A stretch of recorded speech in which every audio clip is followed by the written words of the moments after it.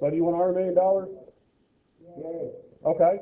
All right. So, Ethan, how much money do you think you're going to make once you start your career? A year or A year. A year. Your yearly salary. Once you start, you probably won't make as much as you will if you don't. Okay, give me a number. Okay, 40,000, which is doable for Greene County. 50,000 would be a really good number for Greene County, which would be a good paying job. So let's just do 50,000.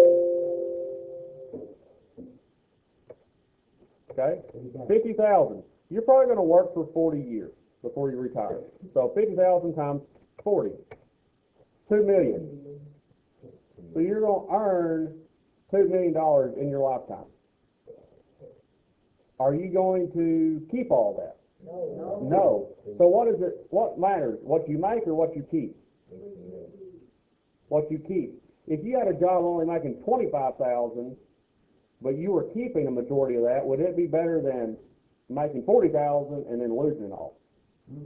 It matters what you keep. So if you have a good savings plan, in the end, you could be more wealthy with a lower paying job than somebody that's not managing their money well with a high paying job. Okay? So let's look at some investments. Okay. So remember we talked about investing in retirement, right? Investing in retirement. Okay? So y'all, let's say when you're age 18, you start investing. How much do you want to save a month? How much do you want to invest a month? All right. Give me a money. Give me a number. Less than 1,000. 500. 500. Okay, 500 is a good number. It's doable. It really is. Okay. I'm not trying to lead you down the wrong path, but it has been stated that in mutual funds, which is taking one fund in the stock market and another fund in the stock market, one they're somewhat opposite, and when one does bad, the other one will do good. When the other one does good, the other one will do bad, and you kind of meet in the middle. Throughout the life of the stock market, that has increased by 12% on average. Some days it's 14%, some days it's 8%, okay, but over time it's average 12% growth. So we're going to put in 12%. Not right there, we're going to put in 12% right here. Okay? All right. So look at that. If you invested $500 a month and you didn't put any money to start with, you could have 2.2 million, and that's money that you have, that you keep, That the government don't take? that the government will not take. Now, with standard mutual funds, the government will take some capital gains tax off the top if you cash all that in at once. Okay, so that is, that's only at age 50. We want to do age 67, which is the average age of retirement. That number's going to be so much bigger. Yeah, look at that. 17 million. Wow. 17 million, that is yours. That is your money. What's up? Okay? So when you get ready to retire and quit working, are you going to take out the 17 million like you won the lottery? No. No. You're going to live off a percentage of that, right? So you're probably going to draw off, what, 60,000 to live off of? 100,000? Is that even a full percent of that? Well, let's just look. Okay, let's pull a calculator up here. How do we get a percent? You divide a part by the whole. So let's do 100,000 divided by 17 million. It's not even it's a half of a percent. So you're going to live on a half a percent of that. So what, is that money going to stop growing at age 67 if you just take out a half a percent? No, it's going to keep growing. Do you see this curve right here? This is an exponential curve. Hopefully, one of these days in math, you're going to learn about exponential curves. I believe you went to social studies. Yeah, we learned everything about social studies. You haven't or you have? No, we already learned about social studies in high school and all that. Yeah, but this is investments. Have you learned about investments in economics yet? Not yet. Okay, now look at this. So this number right here, 294,000. That's how much you're going to have put in. That's your contributions. Okay? So you put in $500 a month until you're 67, and that's how much money you put in. Look at the growth. So you put in 2% to get 98%. Is that cool? Very cool. That's cool. Like I'm cool. Okay? If you put in age 80, 81 million. Is that not an unreal number? It is unreal. That is a very unreal number. Okay? It just keeps growing and growing and growing. But let's say, you want to retire at age 60. 60 is good. Your life expectancy is 78 years old. I checked it. So people born in your year, if you were born, is 78 years old. Average life expectancy. Okay, some go longer than that. Okay, 7 million. That's still not bad. That is still really good. So this is part of creating a legacy of passing it on. So think about that. If you didn't use all that, you think you're going to be able to use all that from age 60 to the day, from when you pass away? Probably not. Think about that amount of money you can give, okay, to different organizations. Think about the charity work you could do at St. Jude. Think about what you could do at Greene County Tech School. Think about what you do for FFA program. Think about what you could pass on to your kids or pass on to your grandkids to make their lives better. Think about that. Pretty cool. Think about you could pay off all your debts. You could pay off all the farmland that you bought, or the house that you bought, or the lake house that you bought. You could drive a brand new vehicle. Okay? So that's how investments work. That's how people get wealthy. Have you ever wondered how, like, some people in town are wealthy, more wealthy than others? This is the way they let their money work for them. Your money with interest can work for you. Okay? It's going to work harder than you could ever imagine yourself working, because it's going to work 24/7, rain or shine, all the time. Okay? Now, so interest is a good thing, right? We looked yesterday at mortgages as interest is a bad thing, because it was. This curve was the same, correct? That curve was the same, except it was bundling up and you're paying double of what you were for the house price, correct? So there's good interest and bad interest. You want the interest working for you.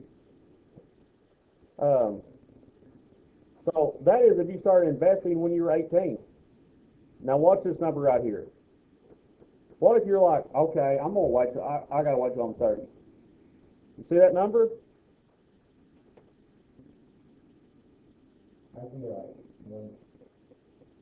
You just lost $6 million. Yeah, you just lost $6 million by waiting 12 years. Is that significant? Yeah. Yes. Do you think 1.7 million is enough to retire on? Depends on how long you live. So the cost is for that. Okay? Do what? Do 20? Okay, so we were at 7 point something million. So if you wait till age 20, Geez, that's just 2 years waiting. you lost 2 million. If you wait 2 years, you lose 2 What are you seeing from this? Start investing quick, okay? I'm just now learning this when I'm 26 years old. No one taught me this. No one has ever shown me this until now, okay? So do you think I feel a little behind? Yes. So what I'm starting to do, I'm age 26, okay? I want to retire, well, let's just say 67. I have a different plan out there. Here, I'll show you my plan. So when I'm at age 50, I want to retire from teaching school. Let's do 51. I want to retire from teaching school and start up my own. That's really loud.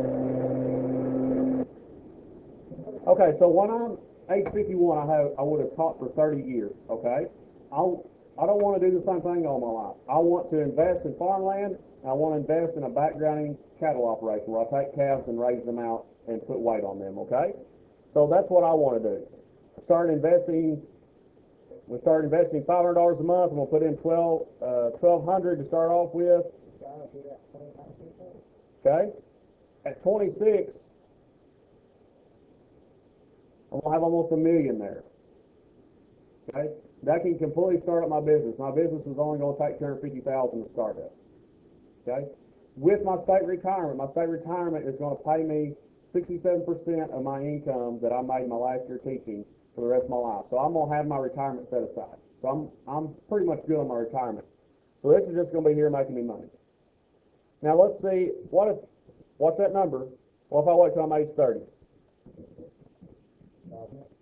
Almost half it. Okay. Can you afford to wait? No, you can't afford to wait.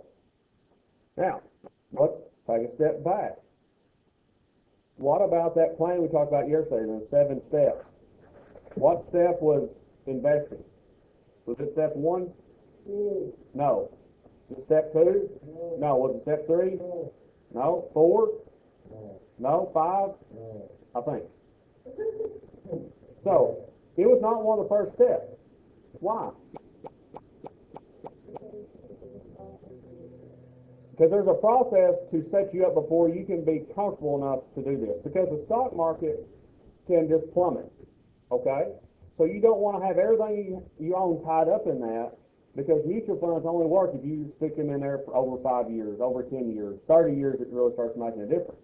So if you think you're going to need a big chunk of money before then, this is not for you.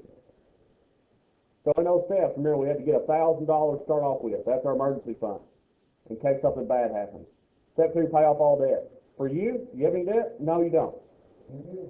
So you can move on to step 3, which is save 3 to 6 months salary. Correct? Why do you need 3 to 6 months salary? That way you're not... You need 3 to 6 months salary in case something bad happens, right? Like COVID, or the stock market fell and you need to keep working. You lose your job and you're trying to find another job. Okay? That's how that works. Then after that, you can start thinking about investments. With mutual funds, can you pull that out at any time? Sure, you can. You can, which is the cool thing about it. Now, are you going to pay taxes on that? Yes, you're going to pay capital gains tax, which is a bunch.